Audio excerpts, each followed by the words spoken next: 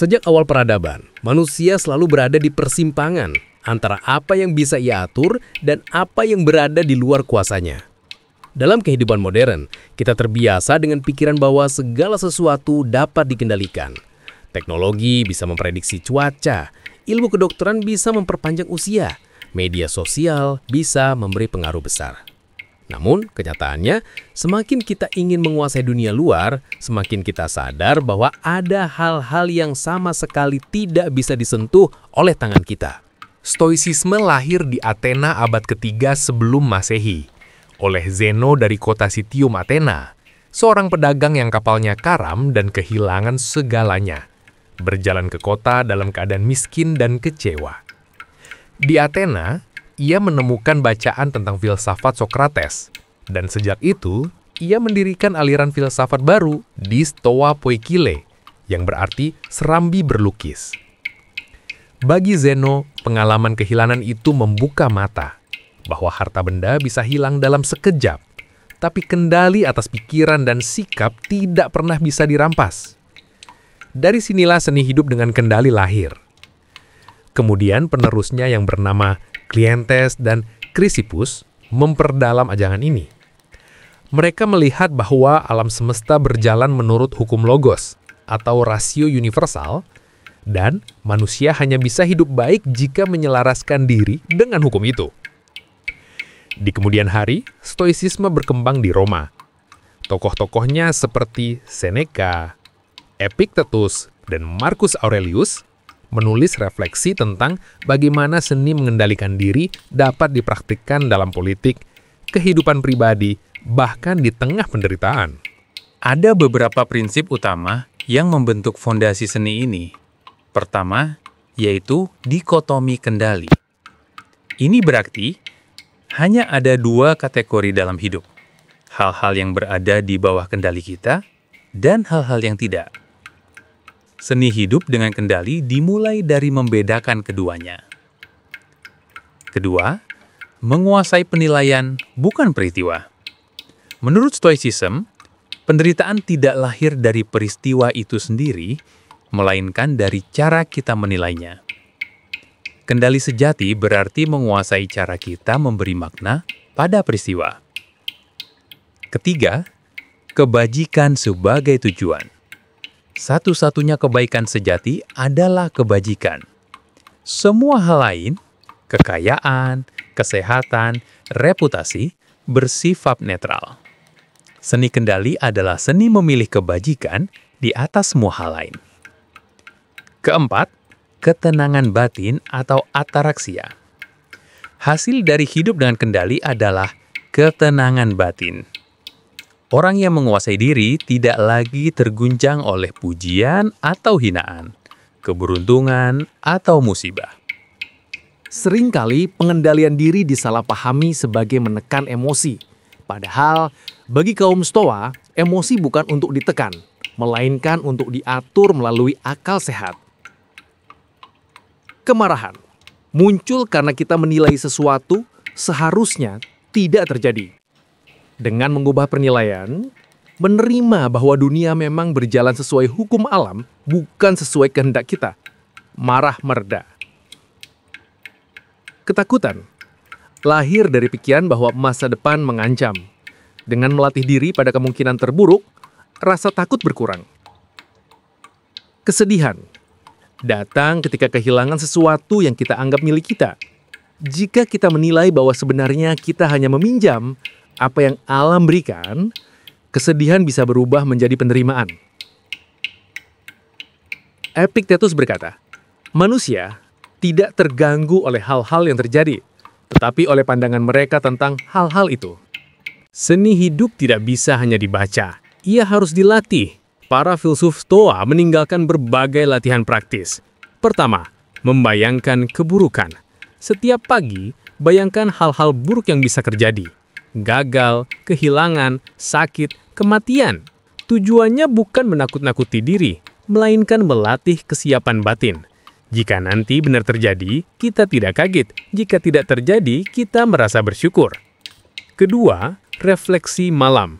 Marcus Aurelius menulis Meditations bukan untuk publik, melainkan untuk dirinya sendiri.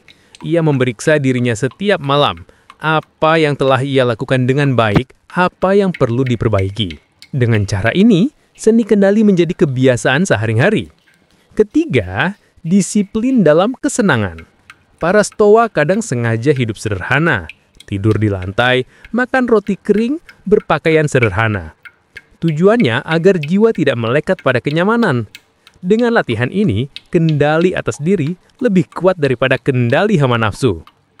Keempat, menghentikan dorongan. Sebelum bereaksi terhadap hinaan atau provokasi, berhenti sejenak. Tanyakan, apakah ini selaras dengan kebajikan? Kebiasaan memberi jeda kecil bisa mengubah ledakan emosi menjadi keputusan yang lebih bijak. Seni hidup dengan kendali tidak berarti menarik diri dari dunia. Marcus Aurelius tetap memimpin imperium terbesar di zamannya. Seneca tetap menjadi penasihat kaisar. Epictetus tetap mengajar murid-muridnya. Dalam kehidupan sosial, seni kendali berarti tidak menuntut orang lain berubah sesuai keinginan kita. Menerima bahwa manusia punya kelemahan. Dan tugas kita adalah menjaga diri tetap adil dan bijaksana. Menyumbangkan peran terbaik kita kepada masyarakat tanpa terikat hasil akhir. Di dunia politik, seni kendali mengajarkan kekuasaan sejati bukan pada mengendalikan rakyat atau lawan politik, melainkan mengendalikan diri dari keserakahan, ketakutan, dan nafsu akan kemuliaan. Jadilah pejabat yang bijaksana dan adil, mengendalikan hawa nafsu dan egosentris demi amanah dan tanggung jawab di dunia dan kelak di akhirat. Masyarakat menantikan keberhasilan para pejabat yang memakmurkan, bukan menindas. Maka perlunya stoikisme dalam diri pejabat dan kesabaran keikhlasan di dalam diri masyarakat luas. Epictetus yang pernah menjadi budak menekankan bahwa kebebasan sejati hanya ada pada diri yang mampu menguasai dirinya. Orang yang tidak bisa mengendalikan nafsu atau amarahnya adalah budak, sekalipun ia duduk di singgasana. Sebaliknya, seorang budak yang mampu menjaga pikirannya tetap jernih dan selaras dengan kebajikan adalah manusia paling merdeka. Dengan demikian, seni kendali adalah seni membebaskan jiwa dari perbudakan emosi dan keadaan. Di era serba cepat ini, seni hidup dengan kendali justru semakin penting. Beberapa contohnya. Media sosial, komentar negatif bisa memicu amarah atau minder. Seni kendali mengajarkan kita untuk tidak bereaksi otomatis, melainkan mengingat bahwa opini orang lain bukan di bawah kendali kita. Pekerjaan. Target yang gagal dicapai bisa membuat frustasi. Seni kendali menekankan, lakukan bagianmu dengan integritas, hasil akhir di luar kendali. Kehidupan pribadi. Kehilangan orang tercinta atau gagal dalam hubungan sering meluluh lantakkan hati. Seni kendali mengajarkan menerima bahwa semua yang kita cintai adalah titipan, bukan milik abadi. Banyak yang mengira stoicisme menjadikan manusia dingin, kaku, atau anti emosi. Padahal seni kendali bukan menolak perasaan, tetapi menatap perasaan agar tidak menghancurkan kita. Stoicisme juga bukan fatalisme. Ia tidak mengajarkan pasrah buta, tetapi justru mendorong tindakan aktif. Lakukan yang bisa kita lakukan dengan penuh kebajikan, lepaskan sisanya. Bagi banyak orang, seni kendali yang diajarkan stoicisme bisa menjadi jalan spiritualitas. Ia melatih kerendahan hati karena kita menyadari keterbatasan kendali kita. Ia menumbuhkan rasa syukur karena kita melihat setiap hal baik sebagai anugerah sementara. Ia memperkuat cinta kasih karena kita belajar menerima orang lain sebagaimana adanya tanpa menuntut mereka sempurna. Hidup dengan kendali adalah sebuah seni yang membutuhkan latihan, kesabaran, dan kesadaran setiap hari. Ia tidak menjanjikan dunia yang tunduk pada keinginan kita, tetapi menjanjikan jiwa yang tetap teguh menghadapi apapun yang datang. Di tengah dunia yang penuh kebisingan, seni ini menawarkan keheningan batin. Di tengah dunia yang dipenuhi kecemasan, seni ini menawarkan kebebasan sejati. Dan di tengah dunia yang dipenuhi ambisi tak terkendali, seni ini menawarkan kebajikan sebagai arah hidup. Sebagaimana kata Marcus Aurelius berpikir, kamu memiliki kendali atas pikiranmu, bukan kejadian di luar. Sadari ini dan kamu akan menemukan kekuatan. Itulah inti seni hidup dengan kendali, menemukan kekuatan dalam diri sendiri, menjaga jiwa tetap merdeka dan hidup selaras dengan kebajikan.